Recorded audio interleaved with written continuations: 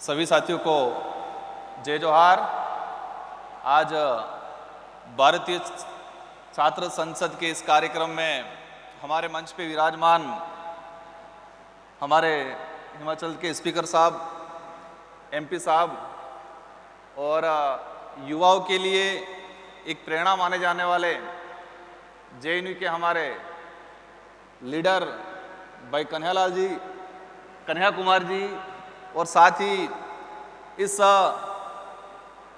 MIT के अंदर अध्ययन करने वाले देश के कोने कोने से, विभिन्न राज्यों से, विभिन्न समुदायों से यहाँ पर जितने जो छात्र हैं, और विशेषकर मैं पिछली बार जब MLA था उस दौरान आया था और राहुल जी के पिताजी से मेरी मुलाकात हुई थी और उनसे मैं काफ़ी प्रभावित हुआ था। तो आज शायद किसी कारणवश बिजी है, यहाँ पर नहीं आया, मैं आया तब मैंने उनको सबसे पहले याद किया था, क्योंकि उनके जो पुत्र है राहुल जी ने ये एक मंच दिया। देश के अंदर काफ़ी बड़ी बड़ी यूनिवर्सिटियां हैं, संस्थाएं हैं, लेकिन MIT ऐसा है कि जिन्होंने एक नयापन लाए, MLAs का देखें, सरपंच सांसद देखें, महिलाओं के लिए, और आज ये जो कार्यक्रम आयोजित कराया जा रहा है, आपके विचारों को हम समझें, हमारे संघर्ष को, हमारा राजनीतिक कैरियर और हमारी आइडियोलॉजी उसको आप समझें और हम सब मिलके हमारे देश के लिए, आने वाली जनरेशन के लिए क्या करें। आज का जो विषय है, हमारे देश के अंदर राजनीतिक जो विचारधाराएं हैं और विचारधाराओं से संगठन, राजनीतिक पार्टियां चलती है। विशेषकर देखा गया है वामपंथी विचारधारा, दक्षिणपंथी विचारधारा और मध्यम मार्ग, और कई क्षेत्रीय पार्टियां जो अदृश्य विचारधारा या अनिश्चित विचारधारा, जो समय समय पर या समय अनुकूल कुछ चेंजिंग आता रहता है।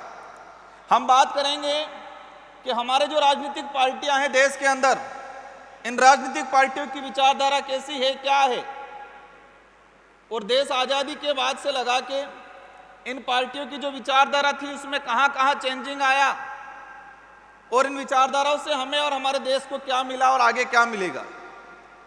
देखा गया है वर्तमान के अंदर कि राजनीतिक पार्टियां जो विचारधाराएं हैं, उस विचारधाराओं के माध्यम से लीडर चुने जाते हैं, MLA MP बनते हैं, मंत्री बनते हैं, लेकिन पिछले 10 सालों के अंदर देखा गया है कि विचारधाराएं कमजोर होती जा रही है।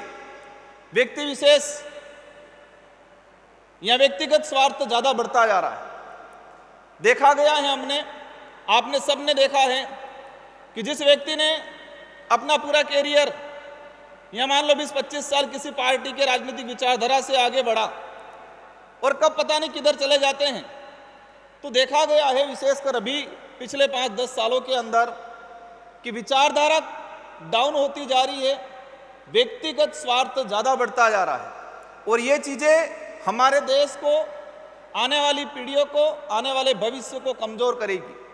हम बात करते हैं राजनीतिक पार्टियाँ उस शरीर के रूप में हैं, और जो विचारधारा है उस शरीर में जो आत्मा है, जो जीव है, वो है।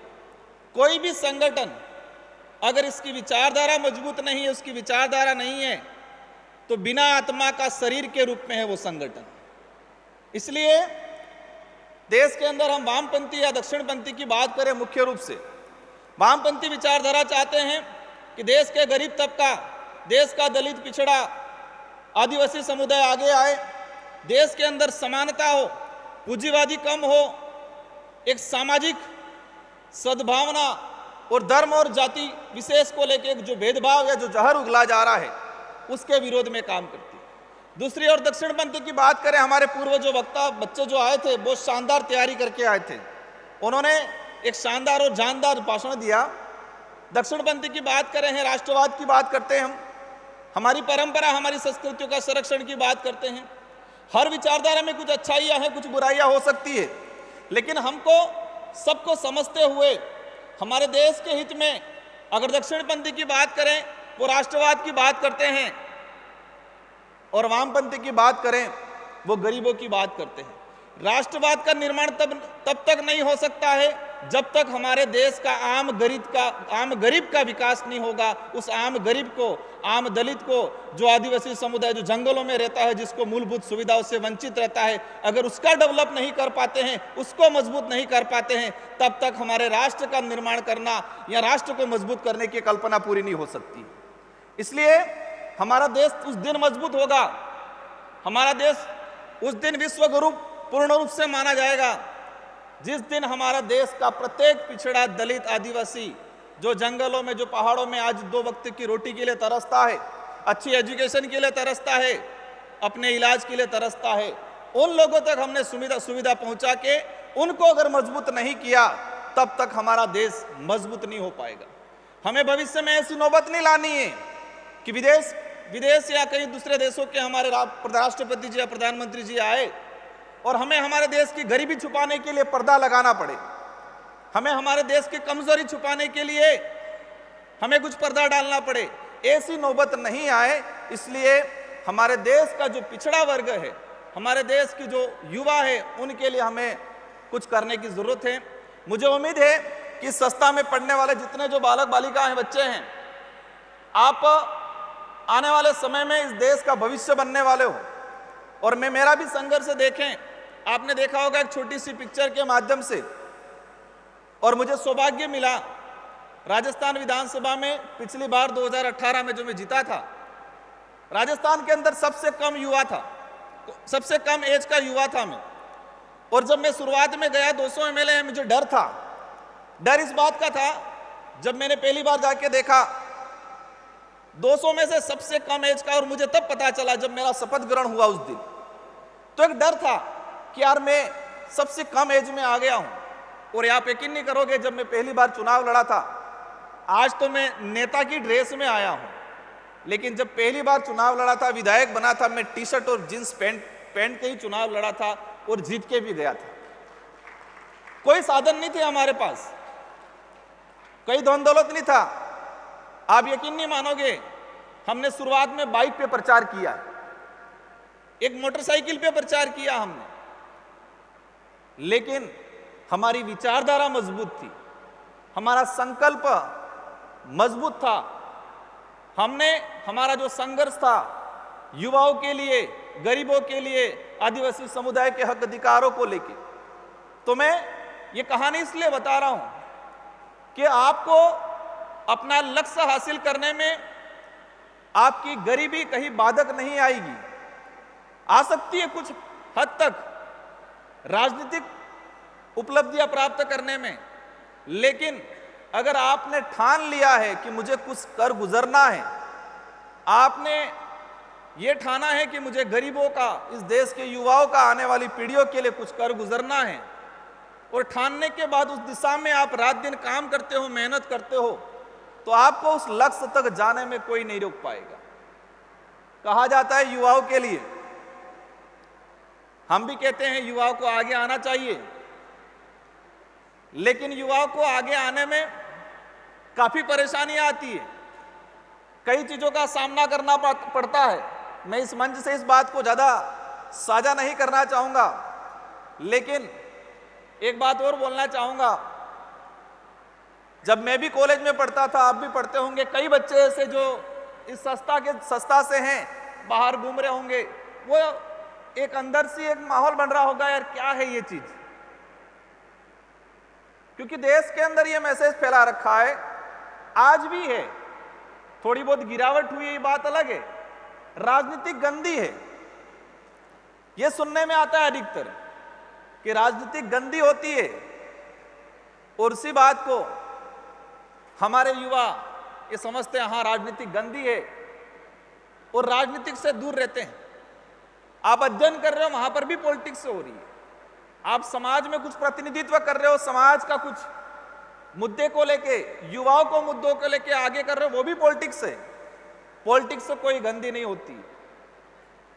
कई अंबेडकर जी ने विशेषकर कहा है, उसके अलावा कई लोगों ने कहा है कि राजनीतिक वहां सत्ता की चाबी है, राजनीतिक वह सत्ता की जो कुंजी है, जो आपके अधिकारों का ताले खोलने का काम करती है। इसलिए आप सबको ये मन में रखना है कि राजनीति गंदी नहीं है, युवाओं को राजनीतिक में आने की सख्त जरूरत है, और विशेषकर पढ़े लिखे युवाओं को। लेकिन राजनीतिक में तब आ पाएंगे कि अपन ग्राउंड पे जाएंगे, धरातल पे जाएंगे। हम यहां बैठ के, एजुकेशन भी जरूरी है, लेकिन एजुकेशन के बाद आपको कुछ समय आपके फील्ड में देना है, उस गरीब की पीड़ा को समझना है। हमने पार्लियामेंट में बैठ के, यहाँ सदन में, विधानसभा में बैठ के जो योजना लागू कर दी है, उस गरीब को उस योजना का प्राप्त करने के लिए कितने पापड़ बेलने पड़ रहे हैं, उस बात को समझना पड़ेगा। जाके उनकी पीड़ाओं को समझना पड़ेगा, उनकी जरूरतों को समझना पड़ेगा, उनकी भावनाओं को समझना पड़ेगा, और फिर हम राजनीतिक में कदम रखेंगे तो आप कभी असफल नहीं होंगे। आज देश के इतिहास में जाते हैं, आजादी से पहले हम बिरसा मुंडा जी को फॉलो करते हैं, अंबेडकर जी को फॉलो करते हैं, भगत सिंह को फॉलो करते हैं। तो इनका जो जीवन काल रहा है, या देश के अंदर ऐसे जिन्होंने इस देश को आजादी कराई है, आजादी कराने में मुख्य भूमिका निभाई है, तो इसमें युवाओं की संख्या ज्यादा मिली। तो देश को आजाद कराने में युवाओं की मुख्य भूमिका रही है, तो इस देश को मजबूत बनाने में भी युवाओं की मुख्य भूमिका होनी चाहिए, और हम सब की जिम्मेदारी है। आना पड़ेगा। एक 100 अलग चले, देश की हकीकत कुछ और है, यह मानना पड़ेगा। मैं किसी पे कटाक्ष नहीं कर रहा हूं, लेकिन देश की हकीकत कुछ और है। आज देश में गरीबी का आंकड़ा देखा जाए, कई ऐसे रिसर्च रिपोर्ट, ऑथेंटिक जो चीजें हैं, उसका देखा जाए तो आज 50% से ज्यादा ग्रामीण इलाके में गरीबी है। अगर गवर्नमेंट वो स्कीम बंद कर दे तो आज भी कई परिवार ऐसे जो 2 वक्त की रोटी के लिए तरसते हैं। इसलिए आप सभी से मेरा अनुरोध है, और विशेषकर ये आयोजन कराने वाले MIT के सारे, विशेषकर राहुल जी को और उनसे जुड़ी हुई सारी टीम को, कि समय समय पर आप इस तरह से आयोजन कराते रहे। अलग अलग आइडियोलॉजी वाले, अलग अलग क्षेत्र के लोगों को बुलाएं, हमें भी बुलाएं, और हम भी कुछ सीख के जाएंगे। और हमारी जो बात है, हमारे जो विचार हैं, हमारे जो उद्देश्य है, वो आपके बीच में रख के जाएंगे। और इस देश को बचाने में विचारधारा भले कुछ भी हो, लेकिन लक्ष्य एक ही होना चाहिए कि इस देश का गरीब व्यक्ति मजबूत बने। इस देश के अंदर जो कुरीतियां हैं, धार्मिक विविधता है, वही हमारे देश को मजबूत बनाती है। लेकिन धार्मिकता के आधार पे देश में नफरत नहीं फैलनी चाहिए। सांस्कृतिक विविधता है, वही हमारे देश को मजबूत बनाती है, लेकिन सांस्कृतिक और जातिवाद के हिसाब से नफरत नहीं फैलनी चाहिए। अपनी अपनी आइडियोलॉजी, अपनी अपनी धार्मिक पूजा पद्धति, अपने अपने कल्चर होना चाहिए, लेकिन हमें सामने वाले का भी सम्मान करना है, उसकी संस्कृति, उसके धर्म का भी सम्मान करना है। ये भावना आएगी, ये देश मजबूत बनेगा। इन्हीं शब्दों के साथ पुनः पूरी टीम को और सारे जो मेंबर्स हैं, हमारे जो मुख्य अतिथि चेयरमैन साहब, आप सभी का आभार, और सारे युवा साथियों को। मुझे कई बार पूछते हैं कि आपका एजुकेशन या आपके आइडल कौन रहे, तो मेरे इस कैरियर के अंदर देखा गया है कि मेरी वो यूनिवर्सिटी है, वो संघर्ष की यूनिवर्सिटी है, और मेरा आइडल भी मेरा संघर्ष ज्यादा रहा, ऐसा लगा मुझे, क्योंकि जीवन में संघर्ष किया बहुत कुछ, और वही संघर्ष आज इस मुकाम तक पूरे देश के अंदर, संसद के अंदर, मुझे पूरे देश के आदिवासी समुदाय, दलित, पिछड़े युवाओं, आप सबकी आवाज रखने का, आप सबकी आवाज बनने का अवसर मिला। और इस उम्र में मुझे 2 बार विधायक और 1 बार सांसद बनने का अवसर मिला। तो मैं मेरे निर्वाचन क्षेत्र की जनता को, आप सबकी तरफ से, इस मंच की ओर से मैं धन्यवाद देना चाहूंगा। और मैं कोशिश करूंगा कि मेरे निर्वाचन क्षेत्र के साथ साथ आप सबकी, पूरे देश की, गरीबों की, दलितों की, पिछड़ों की, आदिवासियों की, आने वाले भविष्य की आवाज बनो। इन्हीं शब्दों के साथ धन्यवाद, आभार। जय जोहार, जय संविधान, जय भारत।